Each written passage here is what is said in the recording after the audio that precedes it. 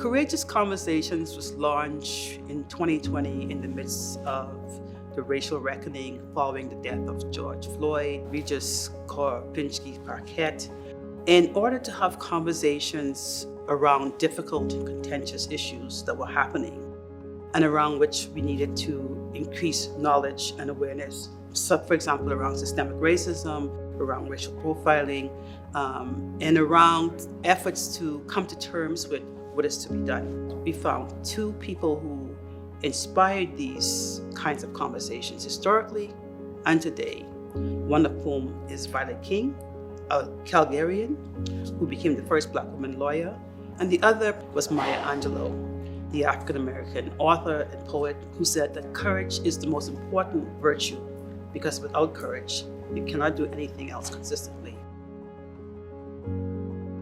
What inspires me is having the conversations with these leading thinkers from across campus, the country, and around the world who have been thinking deeply about these issues, who have been engaged with social justice movements, with university communities, with other intellectuals and activists, with an aim not just for understanding, but also for thinking about how that understanding can be mobilized in order to affect sustainable change.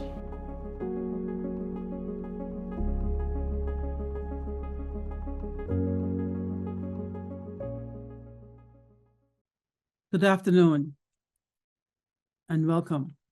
My name is Dr. Malinda Smith, and I'm the Vice Provost, EDI, and the Associate Vice President, Research of Equity, Diversity, and Inclusion at the University of Calgary in Calgary, Alberta, Canada. It is my honor to welcome you to the new academic year and our first 2023-2024 Courageous Conversation entitled EDI Trends in the Post-Secondary Sector. Courageous Conversations is a series designed to spark honest and challenging dialogues, the very kind of dialogues we need in the post-secondary sector to tackle the great challenges of our time, the big, wicked social problems that confront us in a moment of great social transformation, to engage in meaningful dialogue about tough issues like anti-racism, human rights, and pluralism, how we all work together to combat injustice and build equitable pathways and a future in which each of us and all of us can thrive.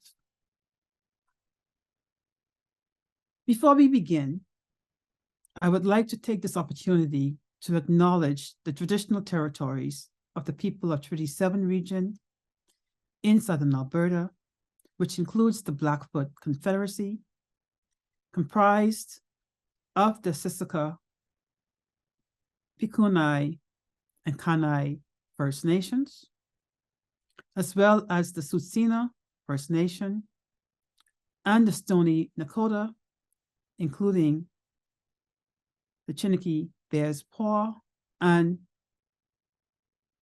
the city of Calgary, and the Goodstoney Nation. The city of Calgary is also home to the Métis Nation of Alberta Region 3.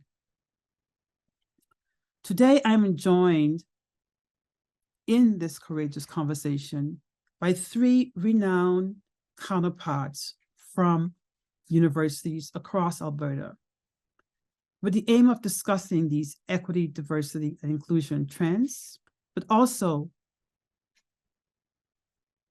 to discuss the work we do, including aspirations, challenges, opportunities, and future focus, the road ahead. Post-secondary institutions commit to embedding and fostering equity in their institutions. Several Alberta universities and colleges have appointed senior equity leaders in the recent years. Actually, almost all of them since 2000. These appointments of senior leaders across Alberta signal at least a commitment, an intention to act and to weave and embed EDI and accessibility as key strategic and institutional priorities linked to each institution's academic mission, mandate, strategic priorities, but also with the aim of investing in the present and in the future. There are many reasons why there have been this increased focus, and we will discuss those today. We can think about the racial reckoning in 2020 and this position that I'm in. I started in August 2020, emerged shortly thereafter. But we can also think of the efforts yesterday to try to reverse the lesbian, gay, bisexual, transgender rights. And we have seen the emergence and the re-emergence of attacks on sexual and gender-based minorities. We have seen gender and sexual-based violence, for example, at the University of Waterloo. And we have seen efforts to push back against what are often very modest efforts to advance EDI on our campuses. For those of us at this table, virtual table, we believe that EDI and accessibility are integral components of the post-secondary education institutions. They are part of our journey to advance transformation, to be more respectful, to engender a more safe campus, to create an environment in which each of us and all of us can thrive. This effort comes with no illusions. We know that post-secondary institutions were not always designed with us in mind. In fact, to the contrary. So our approach is historically sound, evidence-based effort to recognize that institutions are committed to increasing equity, diversity, inclusion, because we want our campus to be a space in which all who live and work in our communities, in our cities, and our province can see our institutions as places in which they can learn, they can flourish, they can thrive, they can excel. And so we have no illusions that that was always the case, but we do have a deep understanding and recognition that today, that this is the case for many in our institutions. So I'd like now to introduce our speakers who will be with us today. Later as we proceed, we may have Elder Colleen Sitting Eagle join us. She has not been able to join us thus far, if I'm not mistaken, but she has joined us on all our Courageous Conversation speaker series. So I will introduce her as, and then we will have her speak at the end if necessary, if possible. Elder Sitting Eagle is a language instructor at the Siksika Outreach School, and Siksika is on Treaty 7 land, and she's one of the very important leaders of our treaty community, and she's worked with the Blackfoot Crossing Historical Park and the Siksika Cultural and Heritage Community, and she's worked with Courageous Conversations and the Office of Equity, Diversity, and Inclusion at University of Calgary for the past years. But I also want to introduce to you one of our guest speakers today, Mathurin-Moe, who is the Vice Provost, Equity, Diversity, Inclusion at the University of Lethbridge. She holds a BA degree from the Universidad Central de las Villas, Cuba, a Master's of Education in Educational Psychology from the University of Regina, and she is a doctoral candidate in curriculum and instruction. Mathurin-Moe's experience consists of 10 years in banking and finance, over 7 years in human resources development, and 8 years in international education. Previous roles include Manager of Talent Development at the Public Service Commission, Government of Saskatchewan, Associate Director of Study Abroad and Mobility at UR International University of Regina. And she's the recipient of 2016 University of Regina's President's Award for Service Excellence. She's a skilled facilitator and values-based leader who advocates for equitable and inclusive places for all. She will be followed by Dr. Moussa Magassa, who is an Associate Vice President, Equity, Diversity, and Inclusion at Mount Royal University here in Calgary. Previously, he worked as the Principal Strategist, Justice, Equity, Diversity, and Inclusion, and Anti-Racism Education and Community Engagement at the University of Victoria. Dr. Magassa is an Associate Faculty in both the University of Victoria Social Justice Program and the MA in Global Leadership Program at Mount Royal University. He's also an instructor at UVic, Intercultural Studies and Practice Program, and the UBC Center for Intercultural Communications. He holds a PhD in Curriculum and Instruction with a special focus on critical race theory, anti-racism, Islamophobia, and human rights education, and an MA in Human Security and Peace Building from Royal Roads, and a BA in Conflict Resolution and Peace Studies from the KwaZulu-Natal University in South Africa, and various advanced certificates in human rights and humanitarian law, conflict mediation, and intercultural competency and development. So as you can see, Dr. Moussa has extensive background in humanitarian peace building and nonviolence work, as well as integration programs, working with immigrants and refugees. Our third speaker will be Dr. Carrie Smith. Dr. Smith is the inaugural Vice Provost for Equity, Diversity, and Inclusion at the University of Alberta. Previous academic leadership positions included Vice Dean of Arts and the Department Chair. She's currently serving as President of German Studies Canada. Her research covers topics in critical university studies, feminist leadership practices, and digital feminism.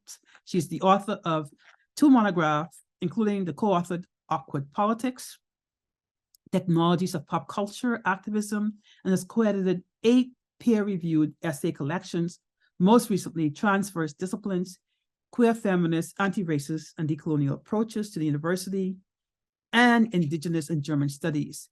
She has been co-managing editor of 3 international journals, co-directs the Digital Feminist Collective Research Group, and has received awards for teaching and research. As you can see, we have assembled here today Alberta's leading EDI, Alberta's EDI leaders, and they have varied backgrounds, but I think individually and collectively, they bring a lot to this table and our discussions.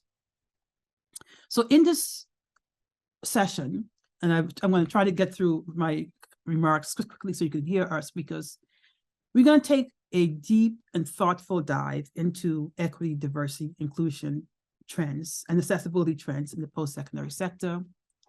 And what is unique about this session, it brings together for the first time senior equity leaders from Alberta's universities.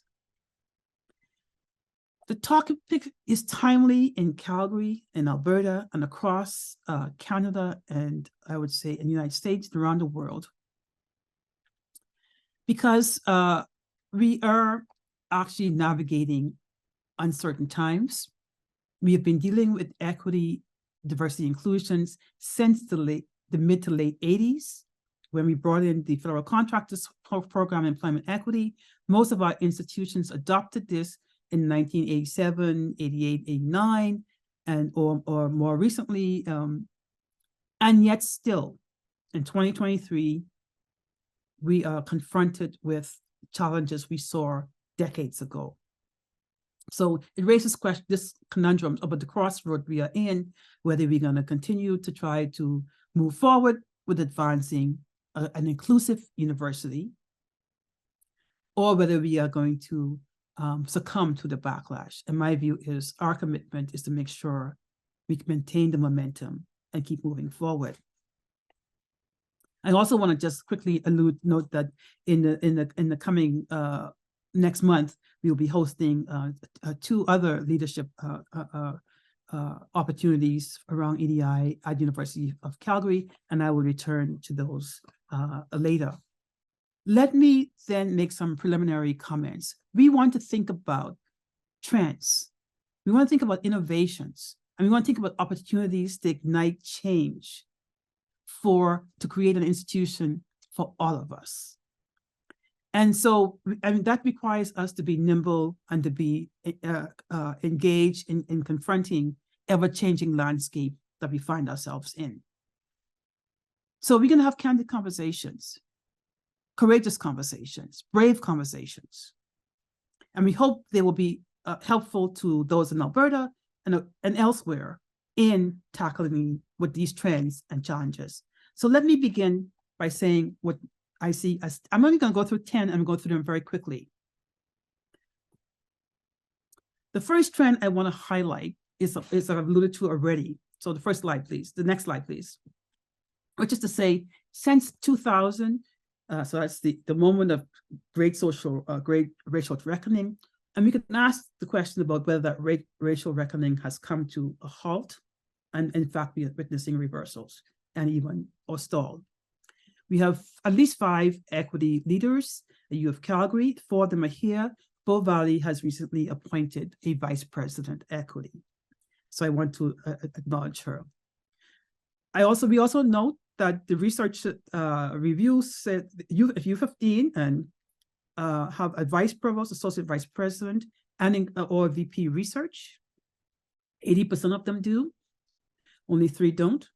Growth, there's been a growth in vice presidents in universities, Simon Fraser, Toronto Metropolitan University, U of T, Windsor, York, for example. But colleges and universities and polytechnics are also developing a VP equity positions, Humber College, Kwantlen, Sheridan, and I mentioned Bow Valley before. Since 2020, we've seen a number of anti-racism advisors, variously titled Anti-Racism Inclusive Excellence, Anti-Black Racism Advisors, Anti-Black Racism Task Force, and again, emerging out of the moment of racial reckoning. What this highlights, as we see with the work around trans inclusion and around sexual and gender-based violence, is the need to pay greater attention to each equity deserving group, and that is underway. Next slide, please. What these trends also highlight is that institutions are having a deeper look at their commitment to EDI and what that requires of us. So rather than simply adding senior leadership positions or adding advisors or adding staff or creating offices, they're actually looking at what those offices look like, whether they have the competencies, the skill sets, and the talent necessary to do this heavy lifting work. It's actually difficult, emotionally draining, demanding. There's a lot of diversity tax, cultural tax, structural ingratitude. They're required to address these kinds of things. So are universities ready? Are colleges ready? Are CJEPs ready? And now universities are conducting this kind of analytics, what we call readiness assessments, to actually think these things through, to make sure they are setting up these offices and the people who are in them, setting them up for success. So on the slide, you see some points there, but I think the key is there an infrastructure, the people, the knowledge, the resources to do this difficult work in the context in which we do it. Next slide, please. The third trend, I think, is around, so we are in a moment of anti-equity backlash, as we alluded to around sexual violence, and we also alluded to around the demonstrations yesterday and the current demonstration around trans rights, which are human rights, and around gender and sexual-based violence, and around lesbian, gay, bisexual, and transgender inclusion. There is still movement to deepen the commitment to change and transformation, and including the call for decolonizing EDI, decolonizing the academy, which is much more, which goes beyond additive or metaphorical or name dropping, to thinking, what does a pluri-university require? Obviously, a commitment to a plurality of knowledges, to knowledge systems, to peoples, ways of knowing and being. Okay, that requires deeper engagement, not additive or rhetorical gestures. It requires thinking about the decolonization and research, teaching, curriculum, community engagement. It also, in our terms of our practices and cultures, our protocols and institutions, our ceremonies and institutions, our landscaping, everything about what we do. So we aren't there yet, but there are demands for it. And I would highlight that the Federation's Igniting Change, Equity, Diversity, Inclusion, and Decolonization report, which I had the privilege of co-leading with Dr. Noreen Goldman, former provost at Memorial University, and a team from across Canada, I think highlights some of the calls. But since that report, there have been a number of positions and committees entitled the EDI and across the Canadian landscape. Third trend. And to build further on this then, the next trend, fourth trend is the changing vocabulary of these offices. I mean, the questions and issues raised around EDI have highlighted some gaps. EDI for a long time focused primarily, if not exclusively, on gender equity. And there has been efforts to be more inclusive. It was for the first time in 2000, the university issued anti-racism statements and created positions for that. But to say that we have racial equity or that we have made great strides would be to be an overstatement. The work is unfolding, and it begs the question, what do we need to do to get there in a way that ensures there's equity among equity-seeking, equity-deserving groups, and historically equity-denied groups? And so there's a conversation about accessibility, to make sure that we think about persons with disabilities in a much more complex way, not just physical disabilities or mobility, about seeing eye, visual, about visual disabilities, about deaf culture. There's also a commitment to anti-racism then. Belonging is the new language of the day, not just inclusion, but what does it mean for people not to have to code switch, not to have to leave their identity at the door, to come to the academy and feel like this is a place where they belong and they can thrive with their whole selves. There's a commitment to indigenization, but there is an important caveat here in terms of a trend that we need to be mindful of. Indigenous peoples rightly insist that they ought not, and these concerns are about reconciliation, about constitutional rights, ought not to be subsumed under EDI. And so at University of Calgary, for example, we have a parallel path approach, which is to say we recognize that while Indigenous may be historically a part of employment equity and other initiatives, it is a path in its own right, and we engage it as such. This is a complexity that universities across Canada and colleges and CEGEPs have to engage with, how to think the thoughts together, equity, diversity, inclusion, and Indigenous engagement without conflating the two or subsuming one under the other. And I could go on with JEDI and race and respect, but the nomenclature is changing. And that's important for us to think about why it's changing, because it speaks to gaps in what's being left out. Next slide, please. There's also a trend about, and related, about the need to move beyond performativity. Everybody says, oh, I'm committed to EDI, I'm committed to EDI, I'm committed to JEDI, I'm committed to all these things. Often talk, but what does the walk require of us? There's a desire to move beyond the performative, and what Sarah might call doing the document rather than doing the doing, which is to say, many institutions have created reports, they've created strategic plans, they've created all these things, and then they take that as itself a sign that something has been achieved.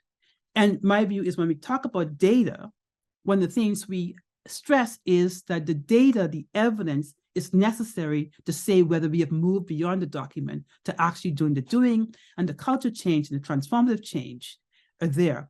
You also see discussions around not just being invited to the table, where most of us sometimes aren't invited to the table, we are not included, but also to be, and not just to be on the menu where we are the objects of discussion, but actually to be participating. And again, that's where belonging comes in as well. You're invited to the table, you have voice and recognition at the table, but you also are heard when you speak. Next slide, please. Sixth trend. There's a long-standing effort to embed EDI in research. And again, going from the earlier days where we focused primarily on demographics, now to thinking much more deeply about EDI and accessibility in research and in teaching and learning. And you see a whole plethora of initiatives supported by the tri-agencies, but also supported by universities. And I would highlight thinking about pathways from undergraduate to graduate to postdoctoral, early career scholars and senior scholars. I think these are important. And I think this enhances our research excellence and enhances our institutional excellence to embed EDI in these areas. Next slide, please. All of this highlights what we've been talking about in a way too, the need for evidence-based decision-making, and one size does not fit, the principle of one size does not fit all. We need data on each equity deserving group, on how equity has been denied, on the biases and barriers each face, women, indigenous peoples, persons with disabilities. All of these are multiple and intersectional. Lesbian, gay, bisexual, transgender, queer. That's an acronym, not an identity. So if you disaggregate them, are the experiences of gays and lesbian the same? Are the experience of trans and two-spirit the same? How about the intersections? A much more complex terrain, as I alluded to previously with the acronyms. And so we need this complex array of data to help us understand these experiences, but also so that we can develop programs and supports and services to ensure we treat each group and individuals within them fairly. So this terrain of disaggregated data is, I think, the new frontier, the next frontier, future focus to ensure we have a much more complex approach to EDIA. Next slide, please. 2 more, and I'll be done. So we also saw, and this is also enhanced through the pandemic, where we learned a lot of lessons about when we think about mental health, yes, but also mental well-being. So again, beyond slogans, there is a need for us to think about the physical safety as we talk about violence, but also the holistic sense of well-being for all members of our campus community, to deal with discrimination and harassment and bullying, to deal with initiatives, with efforts and that create hostile and chilly climates, and to provide supports and services. Again, one size does not fit all. So what do each group require? Dealing with that helps us to make sure we create a campus aimed at creating success for each person who comes here and for all who are here to thrive. Next slide, please. The future of work is also something we are dealing with. Again, as with the previous discussions around mental health, which highlighted some of the nuances and experiences of different members of equity deserving groups. The remote work also highlighted the needs of equity deserving groups. So we learned both with mental health and the future of work that, for example, racialized persons might prefer working at home because they don't have to deal with microaggressions. Persons with disabilities, for example, don't have to navigate inaccessible campuses, especially in winter times. And some like the fact that on the screen, they can have access to screen readers and other kinds of accessibility tools. And if you don't have to worry about psychological safety too much to the same extent.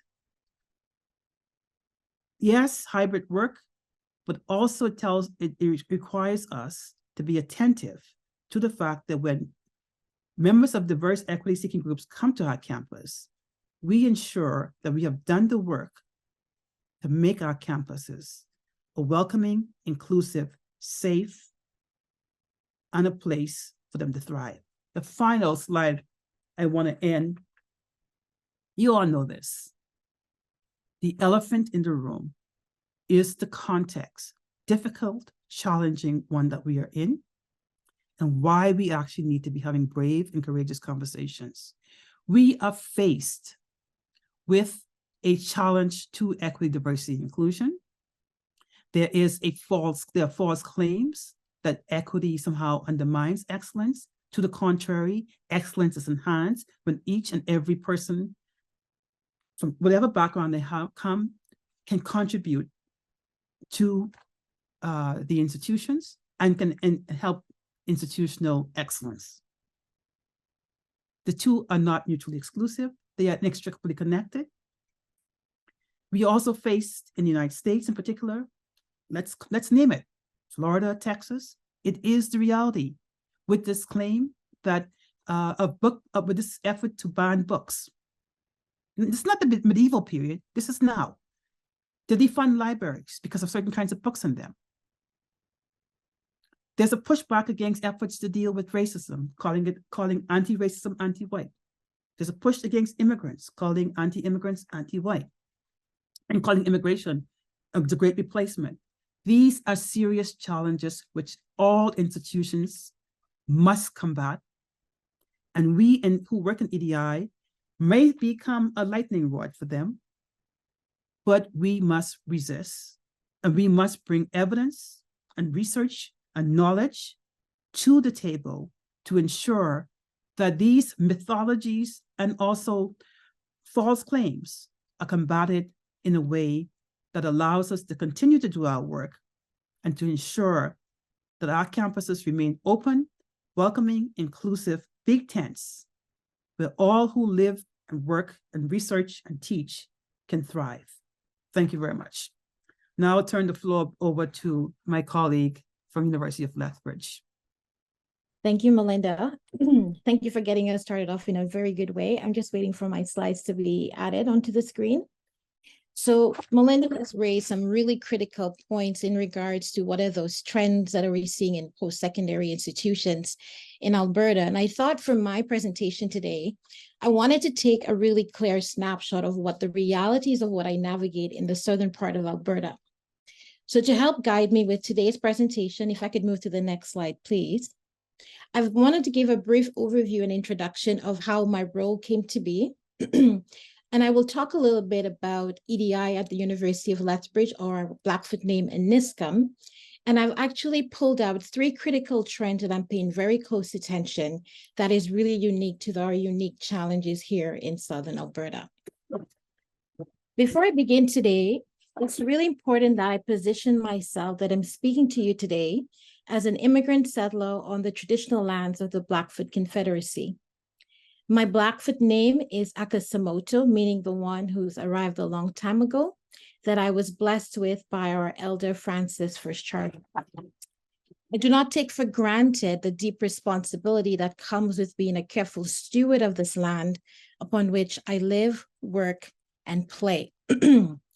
So along with my esteemed colleagues today, my goal is really to learn, listen, and unpack these really critical moments that we are navigating in the EDI spaces, specifically within Alberta, but more so within my context in Southern Alberta. At the core of this work, I think it's important that we are always guided by some critical principles. And the principles that intersects or guides my work is really around intersectionality, impact, and sustainability. And since when I commenced my role as the inaugural Vice Provost of EDI in September of 2021, I have been very clear to my colleagues and to my co-partners in this work that for this work to be done well, it has to be done in an intentional, sustainable way, but not putting the burden on historically excluded bodies to carry the equity and cultural tax of doing the labor to address it. But it is a collective and an institutional responsibility to address it. Next slide, please. As a university based on NISCUM, I think we have a responsibility to not only be the agents of change, but also to be the leaders of change. So if you could move to the next slide, please, that would be great. I thought it would be very fitting to start off with and probably Malinda knows I love this quote, that our silence will not protect us. And I have to use the words of American author and professor Audre Lorde, because I think it's important that when we are talking about critical moments of our work, if we are truly going to engage in this work in a meaningful way, we have to have the courage to navigate brave and difficult conversations if we are truly going to achieve meaningful and sustainable changes. Next slide, please. For you to understand what equity, diversity, and work looks like at the University of Lethbridge, you must understand the journey that we have been on. So I've taken the liberty of giving you a 10,000 level overview of what EDI is at the University of Lethbridge. So if you could move to the next slide, that'll be great. So the university, as many of the other institutions, are on a very critical path of how are we going to intentionally embed equity, diversity, and inclusion into our strategic initiatives and priorities. In 2018, the President Advisory Committee was struck with the intention of asking our key members or stakeholders across campus to do an intentional audit of where are we sitting at in regards to equity work on our campuses, and if there were any systemic gaps that we were not aware of and how we are going to address them in meaningful ways. Based on the report that was put together by the President Advisory Committee, 19 recommendations were presented as key areas of focus for our university. These recommendations, if I were to encapsulate them into thematic areas, focused on 3 big buckets. Primarily, it was on policies and processes, people, and resources. And I know Malinda has mentioned quite a few things here about how do we get these offices set up? Do they have the right resources, the people, and the expertise to drive this work forward? In this report, it was also pointed out that for this work to be successful, we have to ensure that our university's mandate is strategically aligned to Universities Canada's inclusive excellence principles. And it was also found that there has been a lot of work being done on our campus in regards to equity work, but it was being done in very grassroots, sporadic, and siloed ways. So it was critical for a strategic leadership to be developed or to be housed at the university to guide and provide strategic direction on how we will do this work in a very intentional way. So some of our EDI champions, like the Support Network for Academics of Colors and Allies, were also critical pieces in helping us along this journey in defining what does equity and diversity look like for us at the university. In March of 2021, we were a successful recipient of the NSERC EDI Capacity Grant, and this was primarily to allow us to build internal capacity to address how we as an institution will embed EDI into research, teaching, and scholarship. As a result of this work, this role was formally created in September of 2021. If you go to the next slide. Next slide, please. Based on these recommendations and on the alignment to University of Canada's inclusive excellence principles, our work as an institution has to take an intersectional approach if it's truly going to create psychological spaces of belonging. This is an opportunity for us to rethink our processes, rethink our policies, rethink our ways of teaching and being and research and scholarship, and also to allow us to identify our institutional readiness to move this work forward in a meaningful way. Next slide, please. As many of you would know, and as also as Malinda has talked about, we are going through a really what I like to call the transition point. Are we going to stop what we're doing, or are we going to continue what we're doing? Many of us who work in the EDI spaces are faced with challenges of funding. How do we build institutional buy-in? How do we address the rhetoric and the discourse around equity work is devaluing or lessering the quality of education? But what I would say to us is that equity work is really the pillar and the platform that breeds and builds excellence. But this work cannot be successful until we have true executive senior sponsorship, where we are looking at how are we as institutions are going to address power and policy issues. So for us to move through these transition points with careful and meaningful ways, there must be strong leadership so that we can achieve true organizational change. Next slide, please. So in my role, as I said again, if I were to thematically explain what it would be, I look at process, policy, resources, capacity. So primarily, this role is responsible for providing strategic direction for equity, diversity, and inclusion and belonging at our university, to build capacity to embed it in meaningful and intangible ways in our research, teaching, and scholarship, to develop effective EDI metrics, to use data and expertise to inform decisions, and to build supports and capacity within our faculties, schools, and units to actually achieve this outcome. Next slide, please. So you probably are guessing I like frameworks. So the framework I always use is that EDI work should have clear governance at the core of its work, using data to drive strategies and inform decisions and processes, but more so how we are going to be successful in holding ourselves and each other accountable. Our policies must address systemic barriers and create pathways and supports, but also taking a very decolonized lens to our work. Our EDI literacy and training should be how are we establishing common language and terminology to ensure that we're all speaking from the same sheets and we are all meaning the same things when we talk about equity, diversity, and inclusion.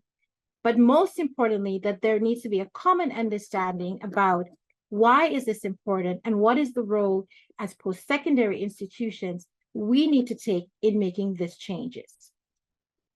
In regards to research, I think we have an opportunity here to redefine research inclusive excellence through our recruitment processes and how we fund opportunities for emerging and underrepresented scholars. Our teaching and learning should be really focused on building transformative and culturally responsive approaches that is representative of the experiences and backgrounds of diverse voices and stories. So I noticed Malinda commented earlier on about Sarah Ahmed. How do we move from performative to intentional ways of being and doing? So we have worked on several additional initiatives that includes our advisory council, our EDI scholars program, our student survey data to start creating our EDI dashboard.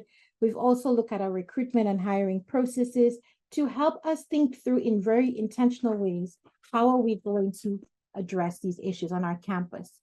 Could I skip the next two slides and get to the section of EDI trends? That would be great.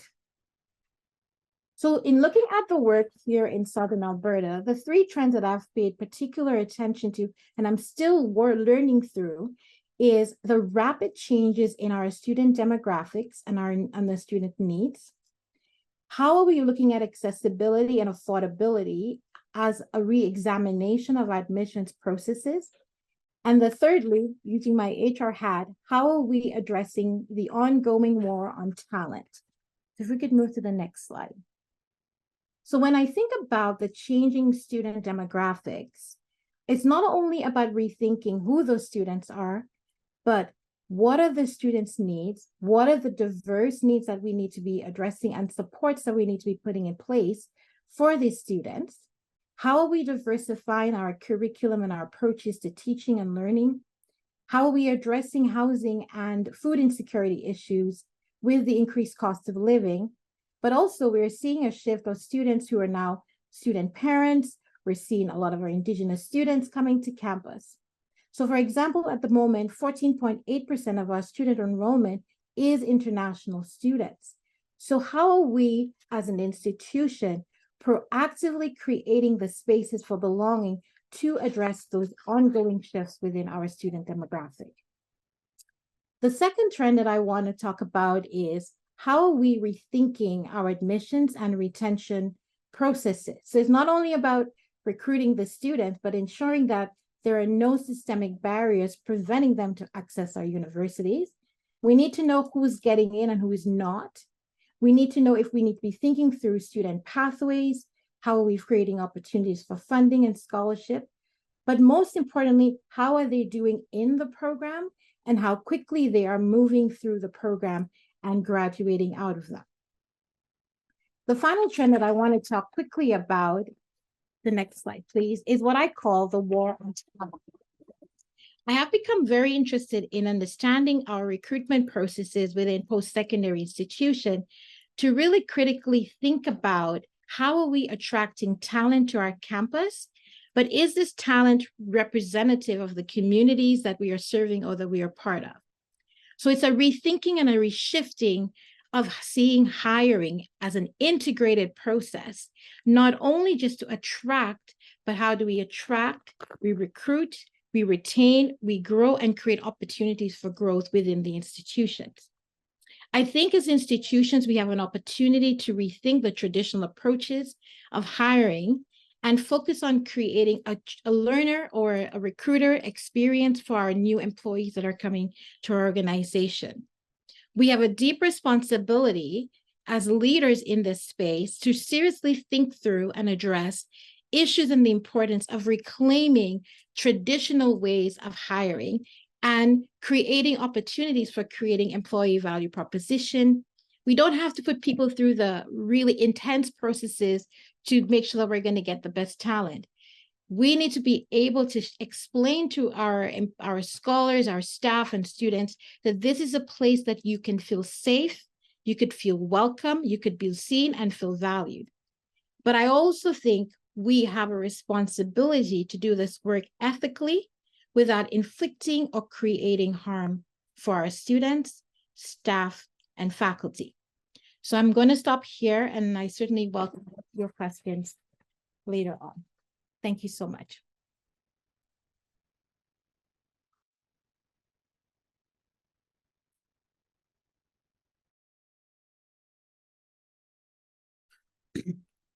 We're now going into our next speaker, Dr. Moussa Magassa. Yeah, thank you so much, Malinda. Can you see me here?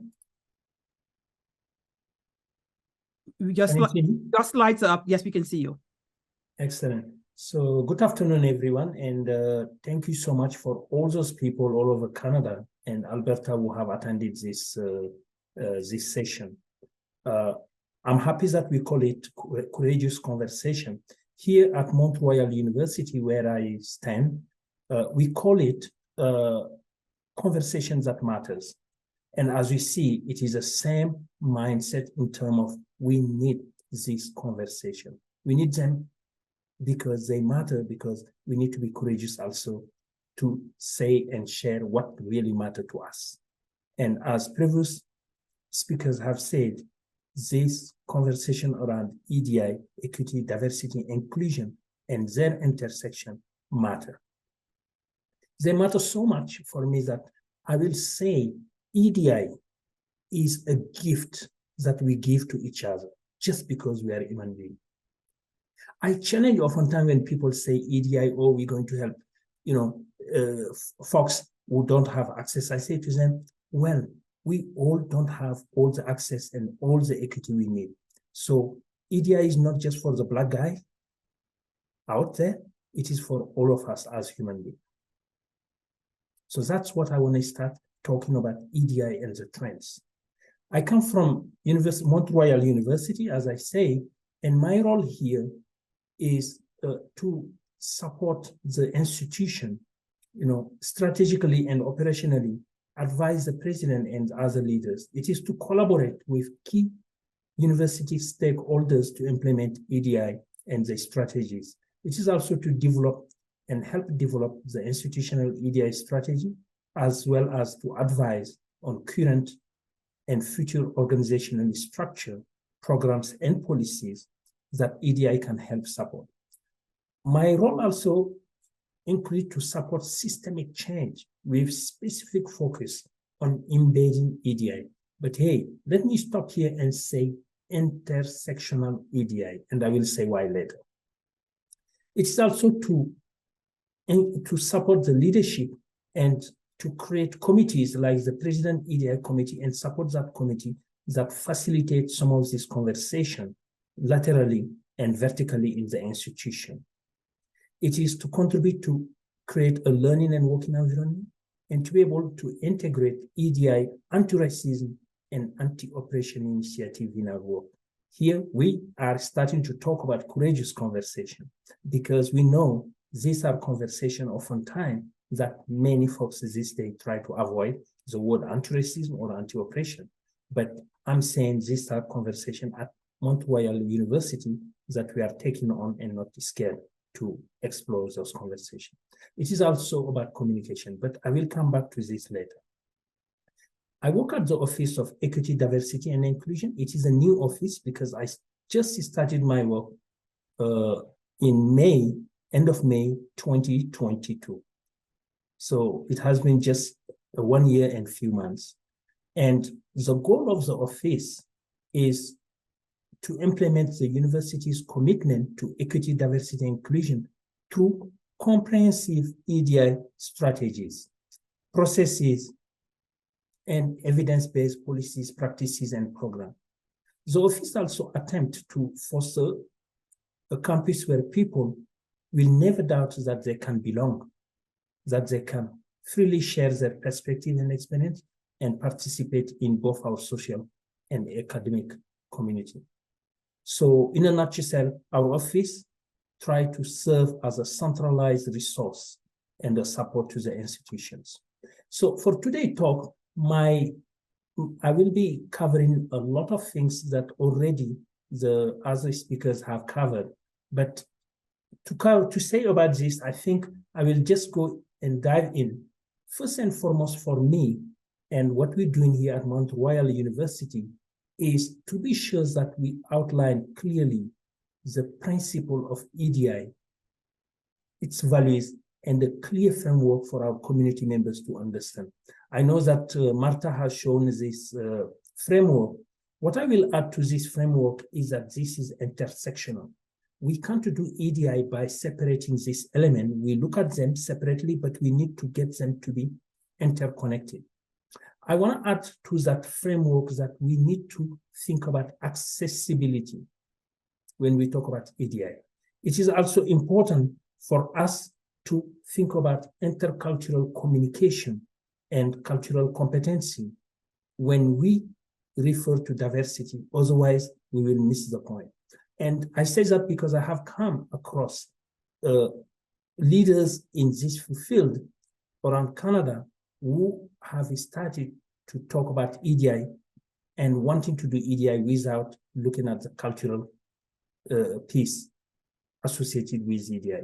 And that for me is a worry. I'm very worried about that because this is us missing one key point of diversity. But there is a framework I developed a while back into 2020 when I was designing a course for UBC on the foundational roadmap for EDI. And what I insisted on is that we need, and this is a trend also I have seen happening sometimes in Canada, we need to contextualize EDI. We need to think about the context and try to understand the context, the resources that exist, the people, the languages, and the diversity. The next one for me, when I talk about EDI, I want us to start thinking about what do we mean by the organization? Who are the stakeholders?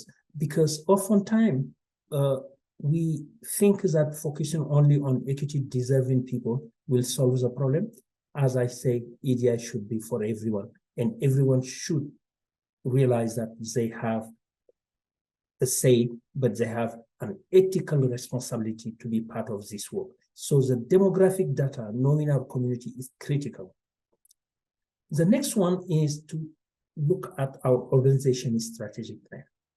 And as EDI leaders and supporters, we need to push to embed the EDI language and goals in those strategic plans.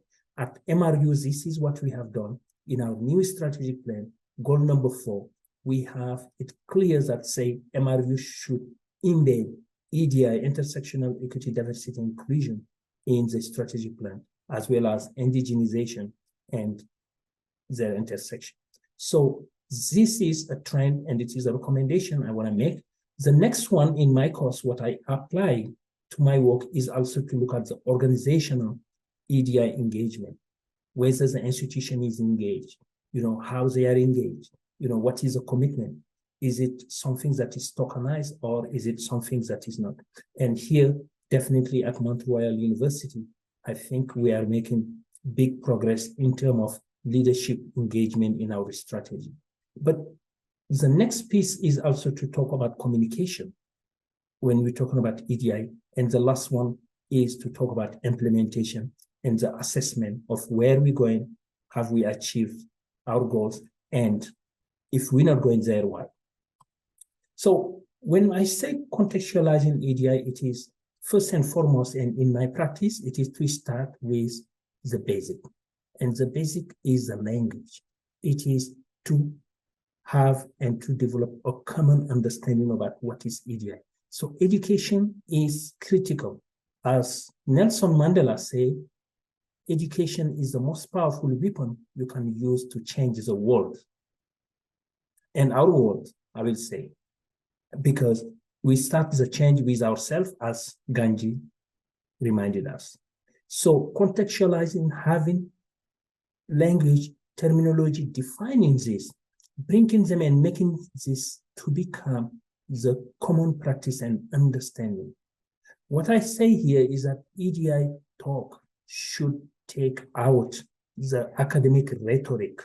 I mean, the circumvoluted language, we need to be very careful when we trying to reach out to our community and we're talking about EDI. We are embedded in academia, definitely, we will use some of the language, but plain English will be great, especially for people like me who have English as a fifth or a sixth language. Definitely, if you can put it to me in plain English, I will be very happy. Another piece I really want to insist when we talk about EDI is to be courageous to educate about systemic discrimination and anti-racism. And this is a big issue, a big challenge in our conversations. However, let me tell you, at the University of Victoria, where I worked for 16 years and a half before I moved to MRU in 2022, we developed a comprehensive 3 courses where that was available to the whole institution on anti-racism and its intersection. This was the first course called Anti-Racism Awareness. And as we see, we were not scared and we didn't shy away to start talking about the roots of racism in Canada through the history to modern time. We look at also systems of racism. We went to talk about socialization and also self-awareness, but most importantly, what individuals can do.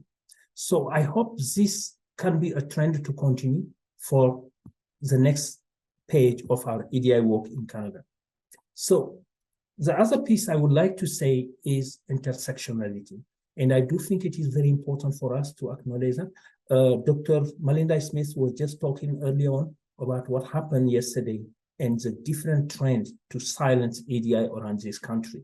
And sometimes they attack one group, next day they attack another group. So it is important for us to know that the EDI work is not about one issue or one group, but it is about all of us. So intersectionality is important. And also another piece is the intersection of EDI and indigenization. That worries me a lot because oftentimes I see institutions trying to separate this, but they need to work together. I have been very lucky and blessed at Mount Royal University. When I came here, my colleague, the Associate Vice President, Indigenization and Decolonization, reached out to me. And since then, we have been meeting and working together. If you are interested to hear more about this, next week, September 28th at 1 p.m., we have a session as part of the journey to indigenization at this university. My office is putting a session called EDI and indigenization and how to be an ally, how to work with our brothers and sisters in the indigenous community so that we can be part of the good work. Another trend is data. I won't say too much because everyone talked about data here. And definitely, I totally agree. Without data, our work will be very problematic and very difficult to justify. But data will help us not only to solve the problem because we will know what it is, especially disaggregated data. At MRU, this is conversation we are having now, and we are planning for data and see what kind of data we have to collect. The last 2 slides is one to talk about leadership and accountability. That's critical. one of the key foundational elements of EDI is the buy-in, but most importantly, the support of leadership and everyone else in your institution. And not only the support, but also their accountability in terms of when it is time to implement, your strategy and assess it and move forward with, what needs to be changed. The last one is communication. I think if some of you were at the meeting at UBC last year, when I was talking there, I say that EDI work, we're doing a great job, most of us. But the communication, I was worried that sometimes it looked a bit problematic.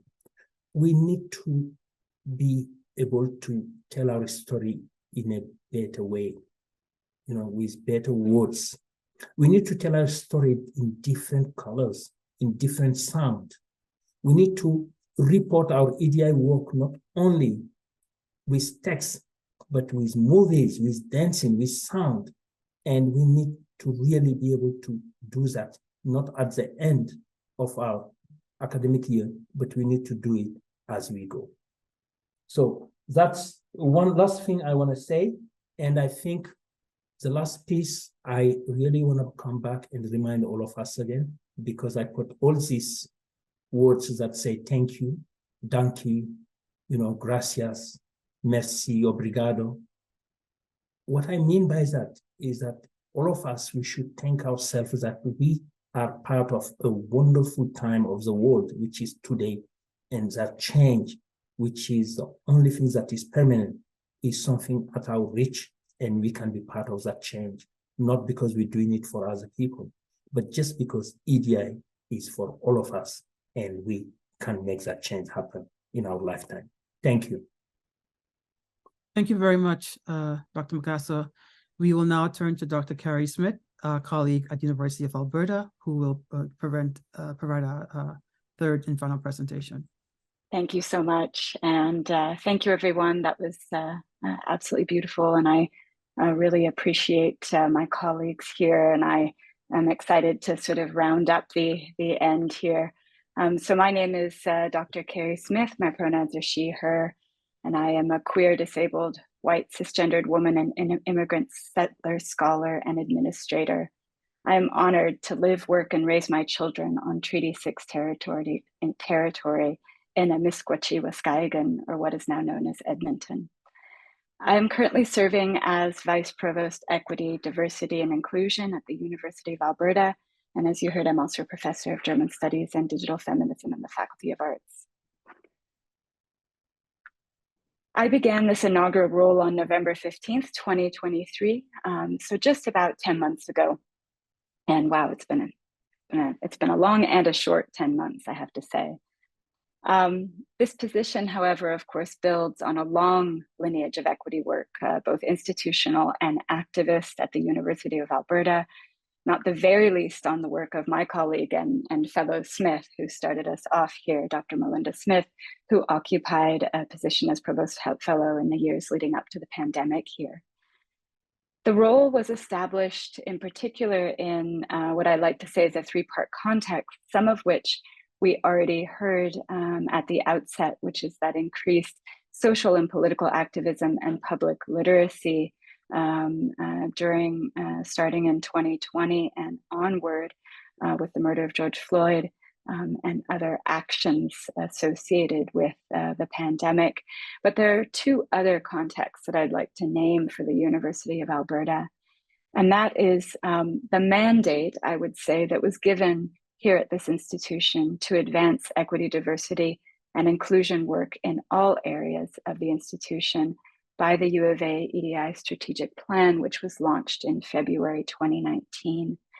That came to an end just recently as I was beginning my appointment and supported the work on the final report. And then the restructuring of the U of A academic leadership in recognition of the increased need for capacity and accountability to move actions forward in a non-performative way, again, echoing some of what my colleagues have said here. And this included not only the establishment of my position, but also the development of multiple associate dean EDI positions or other kinds of directors and leads, not only in individual units, but also in academic faculties and in our newly established colleges. These three part, the sort of trifecta, I'd say, is the context within which my position has been created. Key responsibilities are very much in line with my colleagues here. It is the senior EDI position in the institution, which means even though I work in the Provost's office, I am hopping across and around and in all corners of this institution and engaging in conversations with all members of staff, faculty, and student populations. It is the lead in embedding EDI in all strategic and action planning, not only in EDI specific, but of course in other action planning that we are undertaking as an institution. Building institutional capacity across all vice presidential portfolios, developing and leading major EDI-related initiatives, acting as an advisor to senior leadership, supporting data collection and assessment, developing and implementing learning opportunities, both online and in person. My team is called upon to give workshops on a regular basis, as well as developing foundational modules in equity, diversity, and inclusion. And then one of the things that I do want to note is, of course, something that my colleagues have said repeatedly, intersectionality, so intersectionally focused actions. Here I've noted policy development and creating and facilitating opportunities for dialogue and conversation. My position is actually the second position in the Provost's office, and it was preceded by the establishment of the Vice Provost for Indigenous Programming and Research, and therefore in my work, I walk alongside the office of Dr. Florence Glanfield. So a quick overview of sort of the structure of this office as it currently stands. I have sort of four areas or buckets. One is the sort of support, response, and service, what I like to call the operationalizing of EDI. The offices of the Safe Disclosure and Human Rights, helping individuals at risk, the Office of the Student Ombuds, Sexual and Gender-Based Violence Policy Coordinator. These all are in this area. And then there's policy, data, and assessment work, including working with colleagues on data collection and analysis, as well as assessment and regulatory mechanisms. And then institutional transformation, that has to do with action planning and developing learning opportunities, that's what I'm looking for. And then the academic environment. And there I have two colleagues that I work very closely with in my office, the Provost Fellow for Black Excellence and Leadership, Dr. Andy Knight, and the academic lead on equity praxis and systemic ableism, Dr. Danielle Pierce. A number of councils, I think we've heard again and again the importance of the collaborative and distributive mode of this work, especially in large institutions such as ours. A number of councils work closely with my office. The EDI Leads Network, which was a network that started before I began in this role and has become an important source of sharing and learning together. These are about 40 individuals who hold action-based responsibility in their areas. The EDI Scoping Group, again, a body that started well before my office was established and has now grown to about 140 people and continues to grow. This is sort of the distribution mechanism for all actions and accountabilities. And then a number of councils, Council on Systemic Ableism, Council of the Black Faculty Collective, and the Council on Sexual and Gender-Based Violence. These are essential bodies in doing the work. Couple of productive tensions, and then I'll go to some general trends. I've been thinking about tensions in this work, and I think they're really interesting. Thinking about policy development space. Do we embed a sort of overarching values and principles in policies along the lines of EDI? Or do we engage in the development of specific policies, anti-racism, anti-ableism, and so on? The language of focusing on barriers versus life-affirming language, joyful language, that's a productive tension I see across campus here. And then the sort of yes and, or holding many things at once and responding to things like whataboutism, how to engage in these three productive areas. My trends here, luckily I get to go last, so I'm building on all the great things my colleagues have said. Access and accessibility. Here, I would like to note an interest in moving beyond accommodations. We see a huge volume of increase across North America in terms of accommodations and individual or medicalized solutions that increase demand and pressure on our already strapped resources. So how do we instead move from there to embedding disability and access cultures into the institutional fabric, centering that specifically, and a way that supports coordinated actions in striving toward a barrier-free campus. The second trend I'll note has to do with students. We've heard a bit, of course, about the demographic changes. Here at the University of Alberta, we are looking towards radical student growth over the course of the next 10 years. And that's a very specific issue with respect to Alberta, but also in a number of other key areas. So the challenges with that growth, international student growth, of course, is something that we've been discussing Canada-wide, along with domestic growth in students that places an increased service and support needs. And these services and support needs should not only be what we call culturally sensitive, but also affirmative or affirmation, race affirmative, mat affirmative, and so on. Trend 3, we heard a bit about research. I see a real move towards rethinking, a willingness, not only institutionally, but also in our professional organizations, in rethinking faculty evaluations, measurement towards retention and impact. Asking ourselves what kind of research and teaching counts and for whom, to push the boundaries of disciplinary expectations. And this is really, of course, very important as we build frameworks towards community-led and community-engaged research, Indigenous-led and community-engaged, but also, of course, those that support other ways of knowing and methodologies, such as Black methodologies and practices. Trend 4, accountabilities and collaboration. The importance, of course, of senior level accountability across portfolios, and increased recognition, though, of collaboration, co-design, and co-creation with knowledge holders, researchers, and activists who've been leading the way.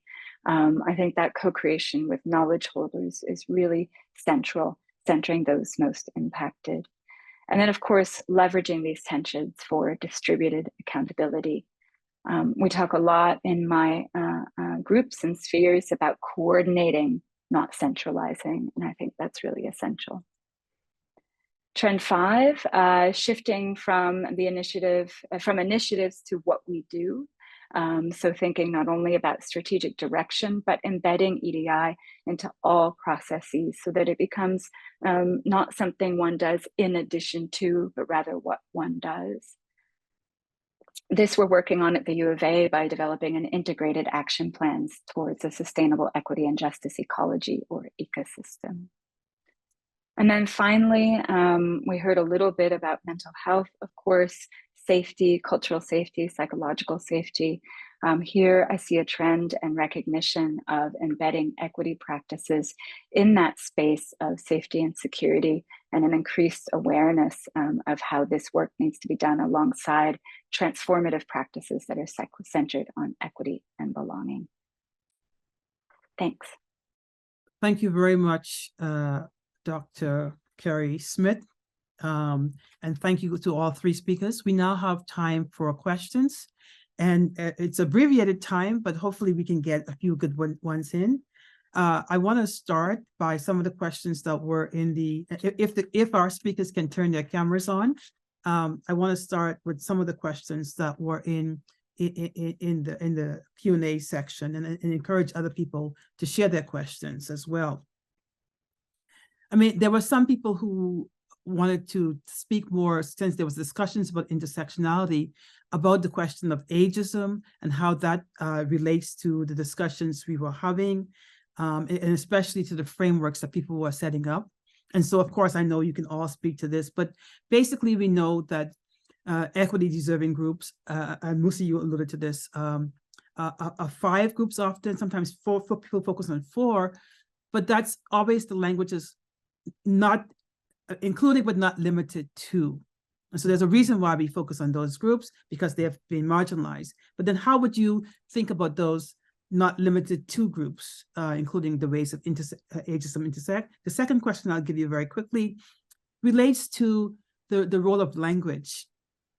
In particular, how our standard or one-size-fits-all approach to assessment can sometimes ignore, again, Moussa, you alluded to this, the fact that people who are many of Canada's immigrants are in university settings. Many of them, English is a second, third, or fourth, or fifth language.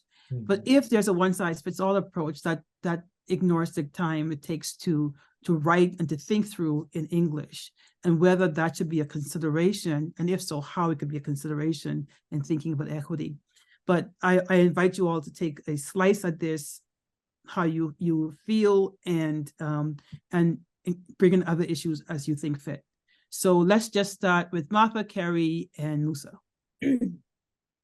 That's a really great question. The one about how does this framework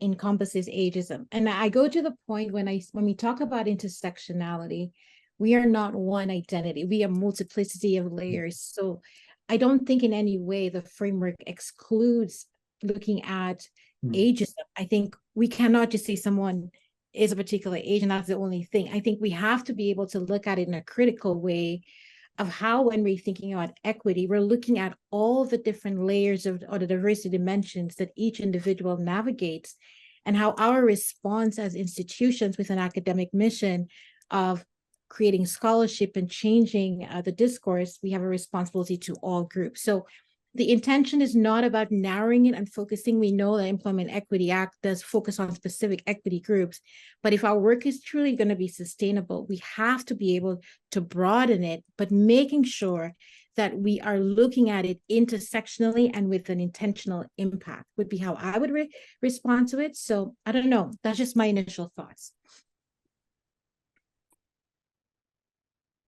I think those are fabulous thoughts, and I think it goes to some of the conversations we've been having here more recently. I think specifically about supporting some of the conversations around language for student awards, say, and when we're thinking about equity denied groups, are we sticking to the sort of federally designated groups, or are we thinking more expansively? And then if more expansively, what does that look like?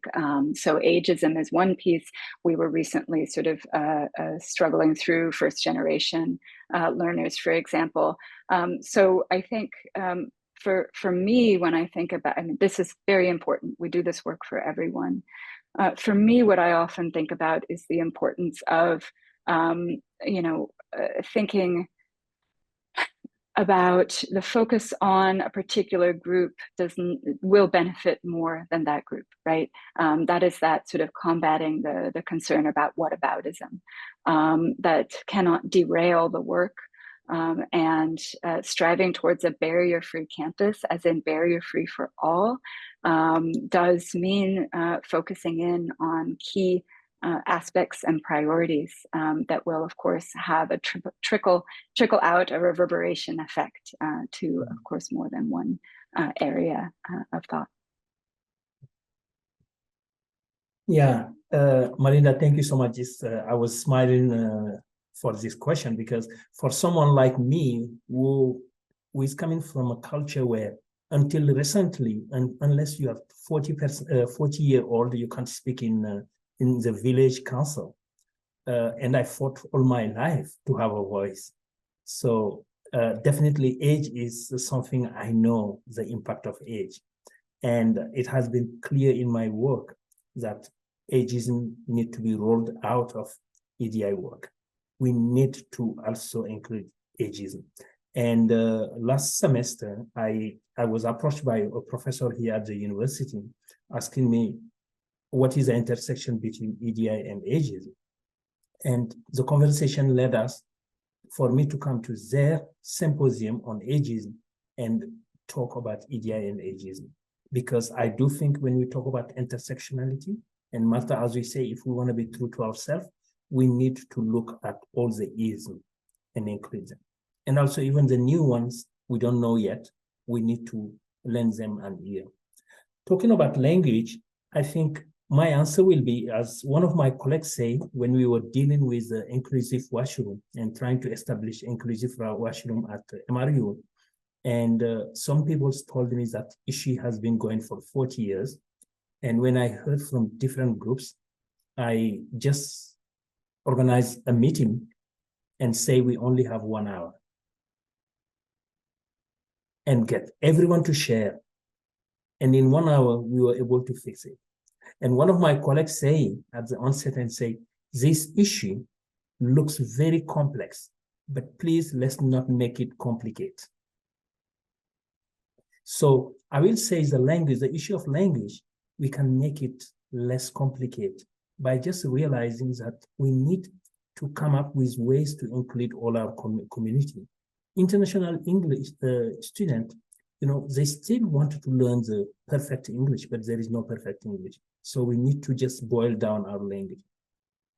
At MRU, one of the strategies we have applied to one of the resources we put out for the community is called the EDI Opportunity Fund. Our president and the leadership have put $75,000 for the university community to come up with ideas and initiatives to implement and promote EDI. So now what we have realized is that the application process, we notice there is a lot of faculty and the staff who have been applying, but we're not seeing many students and international student application. So we are currently revising the proposal to really make it so simple and so plain English that at least people will not be discouraged to apply. Another strategy we are putting in place to address language is also we are inviting candidates who want to apply. They can meet with us and speak through the application, or they can make a video and share it with us, and that will be accepted as an application. So there is different ways to make things simple and accessible. Thank you for that. There's lots that could be said about this. This is I see this as a complex issue. A lot could be said about, one of the questions was whether EDI accessibility is itself, whether plain language can in fact complicate things too. Yes. So that requires some things to do, but we don't have a lot of time. You've given rich presentations. So I want to give you an opportunity, given the depth of stuff we have engaged across each institution, but trends more broadly, what are your aspirations? Give me one aspiration or ambition that you have for how we advance equity, diversity, inclusion, and accessibility, either in your institution, in the province, or across the country. What do you think, if you had to pick one or two, what would it be and why? So we have 1 minute each. So I'm going to start with Carrie, then I'm going to go to Martha, and then Moussa, since Moussa just finished in that order. Yes.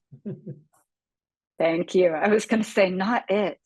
I'm happy to start. I think when you say that, what I actually think about, what to me is threading through everything we've talked about, is sustainability. That means institutional sustainability, individual sustainability, ensuring those folks that are in these positions, that I leave this position a place where joy, hope can thrive and flourish, and then sustainability across North America. So that's the word I think I would say. My colleague Joanne Perdue has a word to have with you. Go ahead, Martha, and she's the head of sustainability here. and Moussa. So mine might be a collection of words. I'm going to be a little different here. I think not being the only one, to walk away knowing that the door has been open for emerging scholars and individuals behind me so that they can carry this work forward. So yes, maybe a little bit to sustainability, but it's just not being the only one, I would say would be my goal. Thank you. So for me, my goal, I think, yeah, there will be different words, but I want, and I hope that we have collaboration, all of us here, and we continue with everyone else in institutions all over Alberta and Canada. I want to see this kind of event happening at least every 3 months or every semester. So that's one thing, really my goal is to see this kind of conversation happening. I also wanted to see us to center this work, that people don't have to do it on the side of their desk, that it is centered, that it is embedded in the university strategic plan and culture. And most importantly, I want also to see that this become an ethical aspiration for all of us as human beings, us and our collective, all of us knowing that EDI will really contribute to better our society and institution. Finally, communication.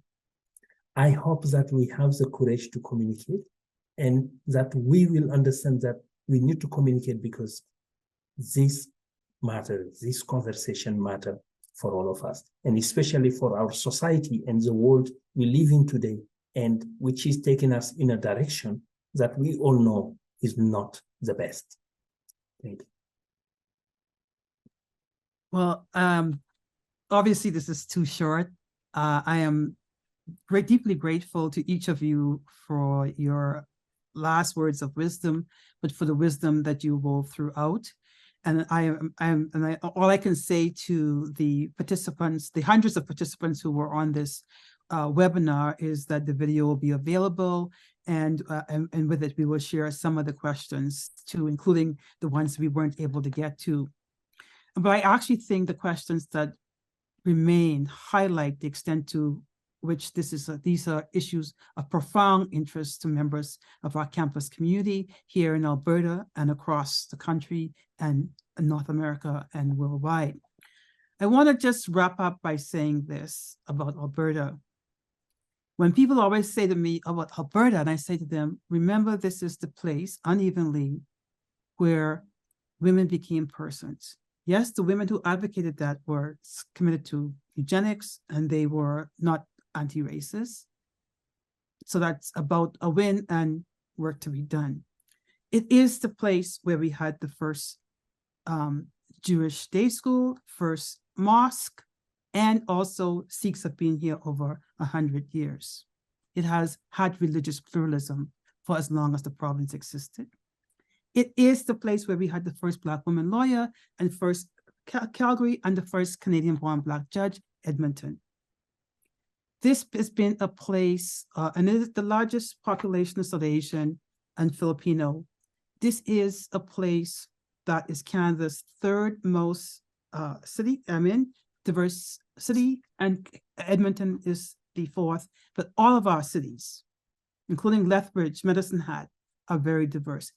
We have to tackle these questions about how we are going to ensure our universities are spaces where all of these people can thrive.